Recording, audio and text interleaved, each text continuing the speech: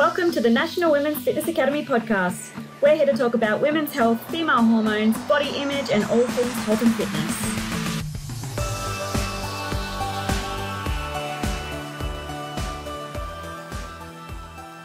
Hello, girls, and welcome back to another episode of the Women's Fitness Academy's podcast. I'm your host, Siggy, one of the WFA's educators and a women's body image and mindset coach. Today, I have a special guest. You don't know her. I do. And she actually sat in one of my workshops in Bali during Women's Fitness Academy's retreat. And for those who don't know about the retreat, then you should know and go to our website and check it out, because we have our next one coming up in July. And then we have some exciting ones hitting 2024 in Thailand. So get onto that. But let's get into our conversation. I have Paige with me, who is a women's fitness and nutrition coach, which she is based in Sydney, Australia. And she works face-to-face and online with women, offering tailored coaching with nutrition, training, and lifestyle solutions. Now, I want to open up by asking you, Paige, what made you become an online coach? It kind of all happened in like the midst of lockdown. So I was just face to face, and obviously gym shut, can't leave the house. So I was like, well, what the fuck do I do? And yeah, still wanted to like keep in touch with my clients. I feel like at that time more than ever, it was more so about the mental health and the well-being side of things. And I think that that's one thing that you don't necessarily get to touch on too much when it's in-person sessions. It's just like, hi, let's train, bye, see you next week. So I really wanted to open the doors up for that in lockdown, where I could, chat with my clients and keep up to date with how they're going. So yeah, kind of bred out of necessity. And then since then it's just been growing, which is really nice. Yeah. I love that. Let's speak about the growth side of things, because we know a lot of coaches are leading towards the online space lately. It's been going on for like the last, 2 to 3 years, probably since COVID. And I would love to know, what are some steps that you've taken to completely go online and be able to travel as you please? I think the big thing for me was that I had a really strong, loyal client base prior to going online. Like, I was working face to face for over 4 years prior to going online. So had all my clients, had all my resources. I knew how to program. I've worked with hundreds of women before going online to be able to tailor, programs and nutrition to them. So it wasn't just like, right, I'm qualified, let's hop online now. I feel like that's what you see on social media all the time these days. But yeah, I kind of had already done the groundwork face to face for a couple of years. I really love how we've opened this conversation around this, because you've pointed a few good things here. And I'm a big advocate, if you're a woman or a man going into the coaching industry, there needs to be some form of aspect of you doing hands-on work with the client, really understanding how people move, how people behave, because with the online space, it's only one, it's not 3D. You're just seeing like what's in front of you. You can't actually have a better understanding of the person itself when you're with them face to face. So what's your input and your opinion, I guess, about people, completing the certificates and going straight into online space? I just, I'm going to start by saying I know of a lot of coaches who aren't even qualified, but they're online coaches, which I fucking hate, because, we sat there and we did our courses and got educated. Not that they're not educated, but why did we have to study it? But yeah, I know so many people who aren't even qualified and they're online coaches. I just feel like it's just a profit thing for them. Whereas, yeah, I don't know. What was the question? What's your opinion about them leading into the online space without having any face-to-face interaction? I think so. Personal training and online coaching is very personal. Like, it's not a one-size-fits-all approach. So working hands-on and getting that groundwork in is what's going to help you online, being able to communicate and connect with people. If you don't know how to do it in person, there's no chance you'll be able to do it online, because, you're typing through a screen, you're sending videos. It's not face-to-face. It's not as personal as it should be. So doing the hands-on stuff first is going to help you be able to communicate better online. Yes, communication is key. Absolute key. And I love that we're diving a little bit deeper into this, because I literally was going to ask you some random other questions about you. I was like, you know what? Let's talk about this and like make our audience listen even more to, our opinions around this. So with communication, when it comes to the online space, like what are your expectations from clients and what are your expectations as a coach? I think honesty is the number one thing because I don't see my clients. I trust that they're following their plan. They reach out to me if they have any issues, because if you have problems with your training, your nutrition, you're not understanding your exercises, and you don't communicate these things to your coach, you're not going to get any help. Like there are clients who don't check in and they come back to you in a few weeks and they're like, fuck, where's my progress? And it's like, well, you haven't told me what you've been up to. I've been reaching out to you. There's no communication. There's no honesty. So I think that's the big thing, just being honest about expectations, about, difficulty, challenges, being able to overcome them together because you're a team at the end of the day. And what are your expectations as a coach? Honestly, just putting the fucking work. I think if you're already investing your money into a coach, you may as well just put the time and the effort to match it. There's no point just putting money out there if you're not actually fully invested in it. Why I'm asking you this question, because I was at Apple yesterday. I was getting my computer traded in and fixed and so what. And the guy that was serving was asking me what I do. And I was just like, I'm a women's fitness coach. He's like, oh my God, that's amazing. Like my roommate just hired a fitness coach. It's all online. She pays her $150 and she does nutrition planning, programming, and so forth. And he's like, do you do that as well? I'm like, yeah, similar to that. And he's like, but the one thing that my roommate has noticed is that her coach does not communicate with her. She feels as if whenever she asks a question, she gets back to her 3-4 days later, or not even within a week.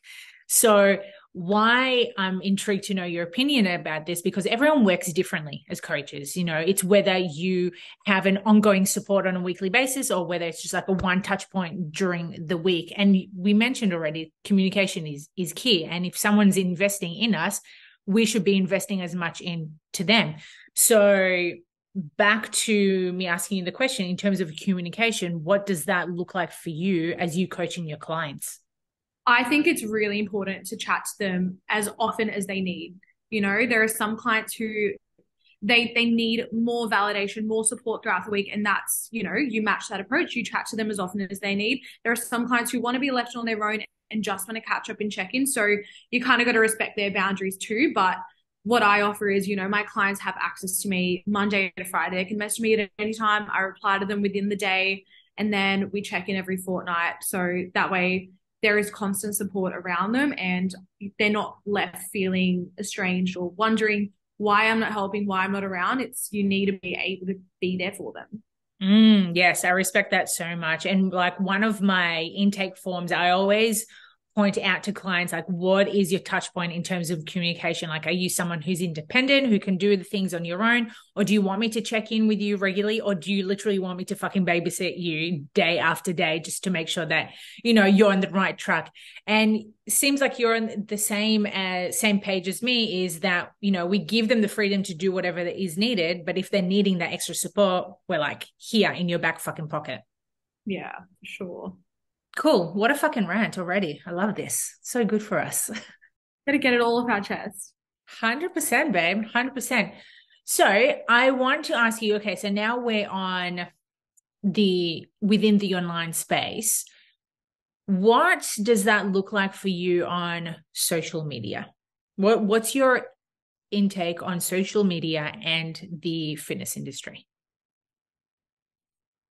It's a hard one because obviously I'm very involved on my social media. That's a big way that clients can reach out to me, and it's how I get pretty much all of my leads. But at the same time, I feel like social media can be very fake.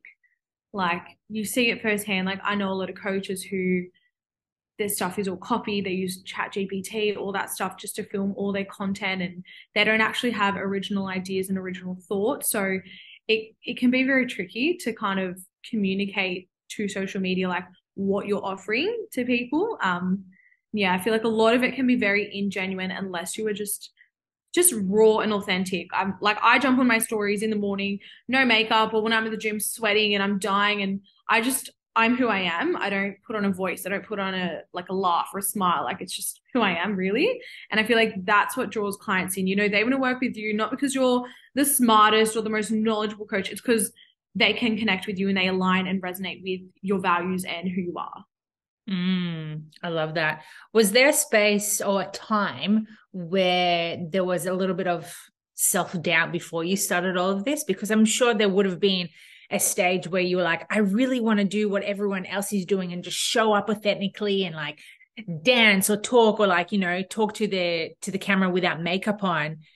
Was there a stage where you like felt hesitant of actually showing your authentic self to the camera? 100%. And I think it still happens. Like, it's always going to come up no matter how confident or how often you do it. It's just that part of you that's just like, I don't know, just limiting beliefs, I feel. So I feel like they're always going to show up, but it's just up to you. Are you going to listen to them? Are you going to allow them to control what you want to do and where you want to go with your life? So I would love to know, how do you navigate around your limiting beliefs? Because this is something that a lot of coaches are experiencing, whether they're new or current or they've been in the industry for many years. Well, personally, I have a psychologist, and I think it should be normalized. First of all, you have a coach for your nutrition, coach for your training, have a coach for your mind as well. So I actually have a psychologist, and we chat once every 1 or 2 months, and I think it's great just to have an outsider's opinion, someone who's actually an expert in these things, help guide you through it. I also, yeah, I speak to other people who I know can relate to me. So having other coaches around me, having a good network of people who you can open up with and who go through the same journey as you is really important as well. So your network does make a big difference in how you are able to show up. Network is huge. I find, especially as women, I don't know what it is. Maybe it's because when we were younger, we felt as if we were constantly in competition. I don't know if you felt this way as well, but it always felt hard to find women who you actually gelled with and you trusted fully. And I want to know what it's like for you right now as a women's coach, finding authentic people that you can trust. I think that, yeah, honestly, if you asked me a year ago, I wouldn't have been able to answer this because I feel like it's been so recent to me that I've actually found my circle of other women and like just friends in general who are on the same journey as me and who I can relate to, and we have, all the same passions and interests. So it does make such a big difference in like, your sense of self and your individuality to have that. But I just think showing up authentically attracts all those around you who do the same. Would you say there was like one thing that really like sparked that change for you to find, your people? I just think being vulnerable, opening up, and just allowing relationships to form, not being so, opposed and hesitant to getting to know new people. Like, I reply to everyone who messages me. I'm completely open doors for anyone to reach out. So having that and having that vulnerability attached to it just allows relationships to form, I feel. I love that. And vulnerability is such a big thing for a lot of people because, again, whether it's you being vulnerable about your feelings or, showing up authentically, people really hold back from showing their true sense because they're scared of judgment or that fear of showing up and, the expectations don't meet with other people. And I would love to know, like, has there been an experience for you where you showed your vulnerability and it just like fucking slapped you in the face and you're like, holy shit? Well, yeah, I feel like I'm someone who goes out of their way for everyone. You're good to me once, I'm good to you 10 times. So when you are like that, some people do take advantage. Like, people that have come to me for help with their businesses or how do I do this? How do I post this? Can we film content together? Stuff like that. And then, the second that they get something they want from you, they're just like, oh, see ya. Like, happens all the time, I guess. But yeah, I think that's like always a big slap in the face because it's like you're vulnerable, you open up and you have that same expectation of the other person. Yes. Yeah, I can relate to that completely. How do you deal with that? Because I know a lot of people hold a lot of grudges against people like that, and then they put a wall up and they're like, I'm never trusting anyone ever again. For being there. I think just understanding that it has everything to do with them and nothing to do with you helps you to kind of get clarity from the situation because like you live your entire world in your head. So the way that people respond and communicate with you has nothing to do with your character. It's just it's how they're raised, it's their values, beliefs, perspectives, and it's got nothing to do with you really. Like you're just the person on the other end of it. Again, yeah, it's so, so true. And, standing within your power as well and not letting people dictate your worth. Because again, like it's too easy for us to think, oh, we're in the wrong, we're taking advantage of. And you go into that spiral of going, oh, poor me, I never want to do this ever again. But it's just like, you need to stand within your power. And like you said, like holding on to your values, going, cool, well, they were a shit person who were taking, advantage of me. You'll know how to handle that situation better next time as well. 100%. And speaking of handling better situations, I know you're very big on helping your clients with tailored coaching around training. But what does that look like in terms for, I guess, where I'm going with this is how do you help your clients gain that confidence within training in the gym or how to train properly? I think a big thing is that I've been there. I've been on the same journey they're on. So what I want to be, what I aspire to be for my clients is, the person that I never had in my journey for them. Mm-hmm. So, having gone through it all myself, I started training when I was super young. I had no guidance whatsoever, learned everything the wrongest ways possible, and then, led to wasting my time, injuring myself, all these things. So having gone through that myself, like I know how to help my clients and how to kind of pick up when they are feeling lost and navigate them the same way that I wish I could have had. So it's like personal training, I was saying earlier, it's not so much about just the training, just nutrition. There is so much more of a well-being mindset aspect to it that a lot of people neglect. So having that support and just your clients knowing, hey, you can message me, any day if you need to talk to me, that is already an invitation for them to be like, right, well, I'm struggling. Let's reach out to my coach. Yes, it's so, so true. What are some things? Okay, let's talk about mistakes because I love having this conversation with people who have been in the industry for quite a while. What are like your biggest mistakes that you did when you started training? Oh, where do I start? So I had no idea about how to even like hip hinge. I couldn't move my body, right? So what you would normally do is get yourself a coach. I would just go on YouTube workouts, Nikki Blackheader, Whitney Simmons, Chrissy Chella, and I would just follow all these exercises. I had no idea. I couldn't even lift a 20-kilo barbell, and I was racking 60 kilos and trying to deadlift it. So I just think following generic programs off the internet that aren't tailored to you, aren't tailored to your experience levels and your goals are the first big thing you do wrong because obviously it's dangerous. Yeah. And then just not having any knowledge around, like knowledge behind you and not putting in the time to actually look things up. So I feel like a lot of people, if you want information, you drop on TikTok and whatever TikTok says is what you take Bible. And I have clients who come to me and they go, oh, I saw on TikTok that, you shouldn't have more than 30 grams of protein in one meal, or I shouldn't eat carbs after 8 p.m. And I'm like, where the fuck do you get this information from? It's like, if you are going to implement certain practices into your training nutrition, actually look up the validity of them. Make sure that you are actually listening to the right information. Don't just listen to something that's gotten a million views on Instagram and think that that's right. Yes, I can relate to that so much. Back in my day, I used to go on bodybuilding.com and I used to print out the meal plans. I know, big fucking palm face moment. Literally, I used to copy the workouts and the meals. Oh God, I remember there was this one bodybuilder. I was like obsessed with her. And I was so naive thinking she was natural. We know she was not, the way she was built. And she would literally eat six egg whites a morning and then have oats with blueberries. And I swear, at the time, I was just like, how do people fucking eat this? Like, I actually did not enjoy it whatsoever.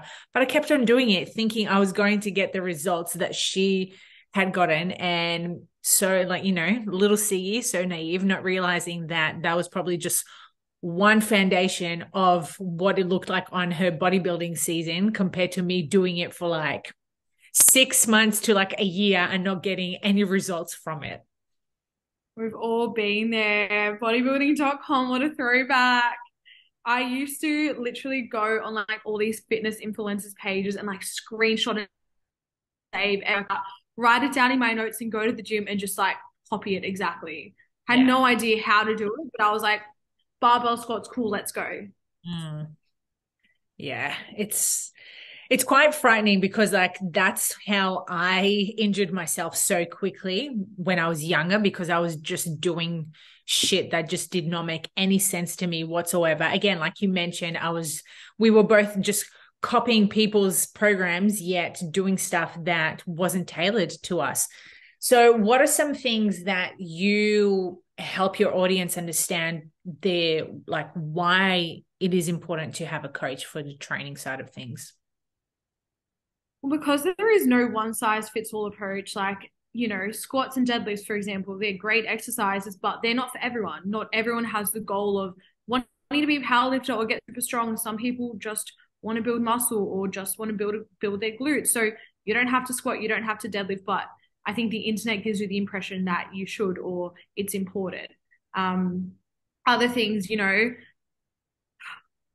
this one, and I actually hate this one, is that they take the advice of one person and, they see, oh, this person has a great body, so I'm just going to copy exactly what she's done to get there. I'm going to follow her macros and I'm going to look as good as she does. So people ask me, what macros do you eat? And I'm like, I'm not telling you because I know you're actually going to go and eat exactly what I'm eating, and you shouldn't, because I can eat a lot of food and I'm a little girl, but I know people who can't eat a lot of food. So that is also going to lead to other problems down the track when it comes to, restrictive eating, binge eating, eating disorders. Like, it can lead to all those things as well. And I just think, everything is just for who and what for. With training, nutrition considerations, there's no right or wrong way. There's no right or wrong way to program or to train. It's just, it has to be tailored to you. And speaking of like being tailored to you, I don't know if you do this. I'm guilty of doing it many, many years ago, is showing people what I eat in a day. And I feel, go. I'm like really torn on this one. I post those videos, like what I eat in a day, but I don't do it to be like, hey, I eat this to look like this. It's like, I do it to show people, look how much I can eat. I'm nourishing and fueling my body. These are the micros and the macros I'm eating. I'm not just, flexible dieting and eating pancakes every meal. Like, and it's also a bit of inspiration for people when they're stuck on what they should be eating. That's what I like about it. But I get where you're going to go with this. You're doing it more from the education side of things, where I'm not going to say most coaches, but from what I see and what I've interacted with people, they usually put it up for, people to pretty much like copy and paste what they're eating and then put that into their day. And, it's exactly as what we were talking about before, us copying bodybuilders' training and nutrition, where it just didn't serve us. But if it comes from an inspiration side of things and letting people know that, hey, you can eat certain foods and not deplete yourself, then yeah. Yeah, and when I do those videos, I don't post my macros, and sometimes I'll post the total calories just so like I'm actually eating a lot of food, like you should too. But yeah, I don't post my macros because that's where I feel like people will just copy what you're eating. Yeah, so true. Yeah, I definitely I've been steering away from showing people that actual split of macros to be honest, I don't even like track anymore, so I don't even fucking know what my macros are. I'm just YOLOing it at the moment. That's the thing, when you've been tracking your food for so long, you've kind of earned the right to intuitively eat and eat mindfully because you're aware of the nutritional content of food, what's in your food, how many calories roughly that you're eating. Whereas people who have never tracked a day in their life, I find it's a lot more difficult for them to be able to eat intuitively because their intuition has no experience. Let's talk more about that. I know you're very big on the nutrition side of things, and I think a lot of people have this perception that they track for one day and they're fucking experts and they're going to go ahead and intuitively or mindfully eat. But you and I know that it does not take a day. It takes practice. Sometimes it takes months to years. However, we come across many women who are scared of the fact that they're going to be obsessed with tracking. And I would love to know your input around this. I get it. Like it's a very numbers driven things. And I think especially women who love numbers, just people in general, if you love looking at the scale weight and looking at the measurements, you're going to be someone who could very well end up getting addicted to tracking. But regardless if you're tracking the food or not tracking the food, like people need to understand they're still consuming macros every single day. So whether or not you track it, it's not going to change the fact that you are still eating something. I think what's important is I tell my clients, like, if you're going to eat a salad, I don't care how much lettuce you're eating. I don't care how much cucumbers in there because you could eat 200 grams of cucumber and that's like what, 20 calories? Like who cares? So having those little ground rules, like tracking 90% of the things, leave out your sugar-free sauces, leave out your lettuce and your cucumbers. That's a good way to kind of help people understand that, like, hey, I don't need to track every single thing that goes into my mouth to know what I'm eating. Yeah, that really takes me back to the time where I used to actually track my lettuce leaves. That's how fucked up my brain was back then. I was like obsessed. I used to, if I was eating 40 grams of oats for breakfast and I had 41 on my plate, I would sit there and pick the oats out individually. And my parents would look at me and go, what, are you going to get fat by having 1 extra gram of oats? And I would get so defensive. I'm like, how fucking dare you say that to me? But I was just triggered by it. Yeah. Let's talk about that because I feel as if so many people can relate to this. You know, we were the extreme back then, and this is exactly what people are afraid of doing, getting so obsessed. And I don't like using that word, but like they feel as if they have to get it to the gram every fucking time. And I think that's where it literally they go into a spiral into tracking, and this is where the negative habits come around through with nutrition. So what helped you step away from, you know, tracking your oats and not having to take fucking 1 gram off it to just being so relaxed with it right now? I think I go through periods where I track meticulously and I'm on the ball, and I track because I enjoy it, not because I have to. I've been tracking for years. I know what I eat, but I go through periods where I track meticulously and I like to know what I'm eating out of curiosity. But then I go through phases where I won't track a single thing and I eat to my intuition. I eat till I'm full. I listen to my hunger cues.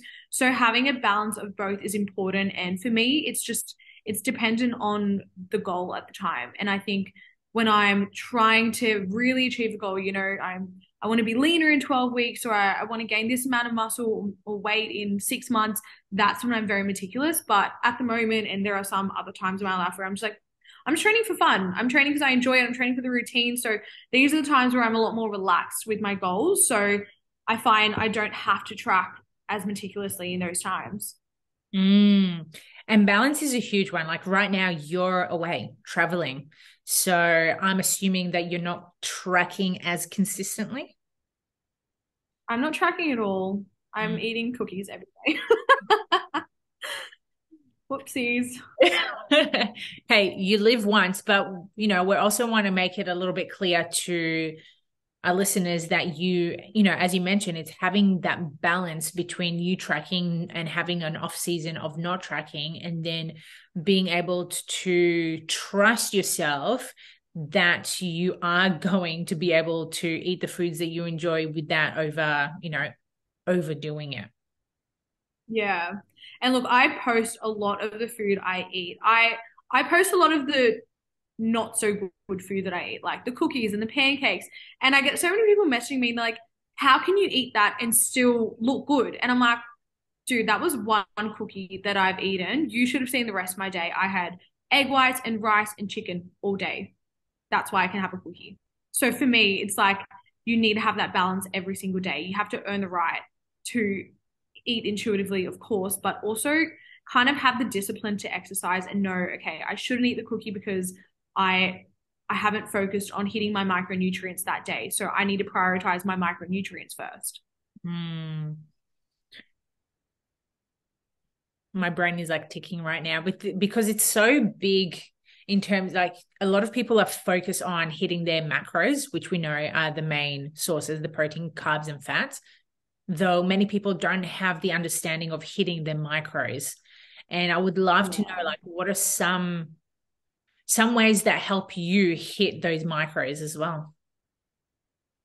I I think coming from like a bodybuilding background, like competing once before, and all the social media influencers, most of them are competitors themselves. So there is a massive focus on macros. Hit your macros, get your protein in, but the quality of the food matters just as much because yes, it's probably not going to impact the weight loss or the weight gain, but it's going to impact the performance, the energy, the mood, and all these things are inherently going to affect the overall outcome as well. So rather than just focusing on the macros, we need to focus on the health markers too. If you're hitting your macros, but you're getting no omega-3 fatty fish in your diet, like nothing to help you in other aspects with your vitamins, then you're missing a huge health marker. And that's going to show up in other ways.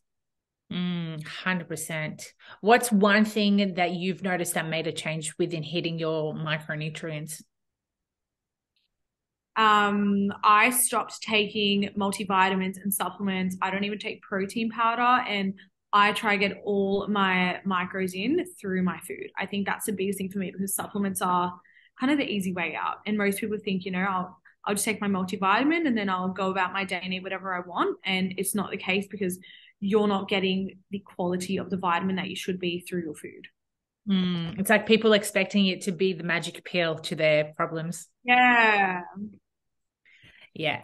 Not ideal, girls. Yeah. Yes, there's a time and place for multivitamins, but, we know the best sources to get all of those nutrients, minerals, and vitamins is firstly through food. Yeah, 100%.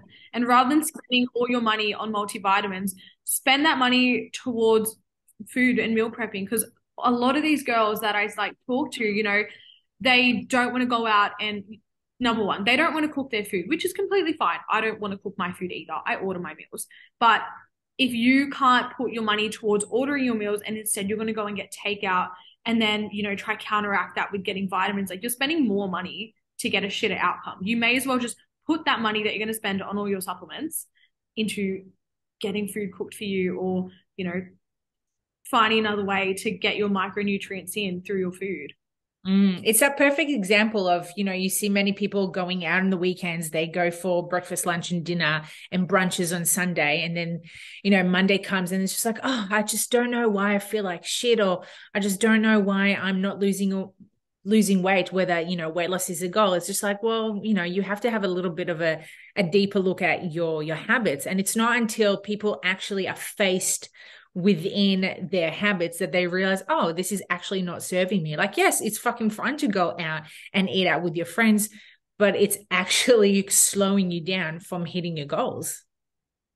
Yeah, 100%. And there doesn't have to be that all or nothing approach. It's very much, you need that balance. You need to have that gray space where you can go out and enjoy yourself, but understand that there has to be a point where you have to, use your discipline muscles and pull back a bit and actually just focus on what you need to prioritize for your goals. Yeah, I love that. Tell me, Paige, what are your goals for this year? My goals, I think this year I'm more so just focused on lifestyle. I'm traveling a lot. So for myself, it's like I'm realistically speaking, I know I'm going to not see huge progress in the gym, but that's okay with me because I've spent the last few years focusing on that and building my foundation. So I'm just happy to maintain where I'm at, focus on having a lifestyle approach and just traveling and seeing how well I can keep up with my training whilst I'm away, out of routine. I love that. And there's always like a season for our goals. I feel as if people so often are pushing for a certain goal and they don't realize, is it actually matching your lifestyle right now? And I appreciate you being open about that, going like, hey, I'm going to be traveling a lot this year. Right now, it's probably not so much going to be, you know, my focus of building or dieting, because the lifestyle is going to be completely different. Yeah, for sure. And I've spent the last few years just, build season, cut season, where now it's just like, I'm just happy to maintain, and just my goal is just to enjoy training. And I went through a big, big phase. It probably lasted like all of last year. I dreaded training. I dreaded going to the gym. I did not want to train. And I felt so guilty for thinking that as well, because I'm a coach and I tell my clients, you should train, you should love training, but I hated it. I didn't want to go to the gym. So my whole entire goal last year was just fall in love with training again. And I thought that was so much harder than any kind of building, cutting goal that I've ever had. I can relate to that so much, because towards the end of last year, I was not enjoying my training whatsoever. It's probably because of the phase of life that I was going through. However, like you said, so many people are not open about their struggles around the gym. And, obviously as coaches, we're here to tell our clients how to enjoy training and why you should be strength training and so forth. What helped you find that love for training again? I got myself a coach. So yeah, I had a coach for a good amount of the year last year, especially at the point where I felt I struggled the most. Like, I wouldn't even train. I would have all my stuff on me. I'd get ready. I'd go to the gym, walk on the treadmill and be like, yeah, I'm done. So I was like, something needs to change. And I couldn't bring myself to get there myself, although I'm a coach, but I feel like all my energy goes to my clients and serving them, whereas I really neglected myself. So having a coach really pulled me out of that. Having structure, a different way to train, more perspectives, support, I think is the main one. That really pulled me out of that ditch. Well, there you go, girls. That's the beauty of having coaches, to keep you accountable and find that love for training again. That's it. Selling ourselves here. Yeah, I know, right? Should we put a little sneaky plug in there? Nah, jokes. Hey, you guys know where to find us, okay? It's on Instagram. You want to follow. You want to slide into our DMs, you're more than welcome. Paige, thank you so much for joining me today. This conversation has been fucking awesome. And I know a lot of the girls are going to be taking a lot of valuable takeaways, especially around the training and the nutrition side of things. So before we finish off, where can our followers find you? You can find me on Instagram. My name is Paige Similis. And my coaching page is also in my bio. So you can reach out to me on either platform. Love that. Well, girls, I hope you enjoyed today's podcast as much as I did. And if you did, please screenshot it, tag us at the Women's Fitness Academy, tag Paige, tag myself. And then till next time, maybe you need to think about revisiting your goals and hiring a coach. Inserted plug. Get yourself a coach, gals.